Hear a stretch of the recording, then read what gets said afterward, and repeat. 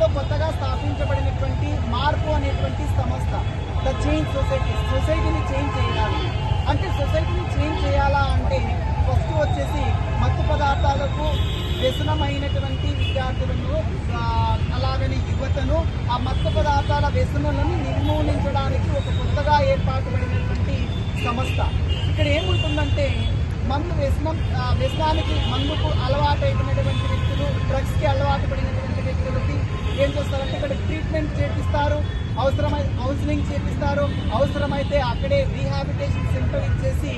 ఈ నిర్మూలించాలా అనేటువంటిది మెయిన్ వాళ్ళ లక్ష్యంగా పెట్టుకొని ఈ మత్తు పదార్థాల వ్యసన నిర్మూలన కేంద్రం, దీని పేరు మార్పు అని మన కడపలో ఇది బిల్డప్ సర్కిల్ దగ్గరగా ఈ ఆఫీస్ మనకు ఓపెన్ చేయబడింది. ఇందులో భాగంగా ఎవరైనా మన కడప డిస్టిక్ ఇంకా వేరే ఇతర డిస్టిక్ ఎవరు ఎక్కడ నుంచి అయినా కూడా ఒక వ్యసనానికి టీ అడిక్షన్కి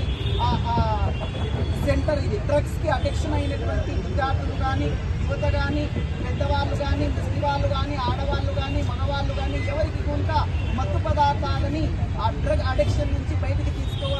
కంప్లీట్గా తీసుకొని వచ్చేటువంటి చికిత్సని వీళ్ళు అందించి వాళ్ళ జీవితాలలో వెలుగు అనేటువంటిది నింపాలనేటువంటిది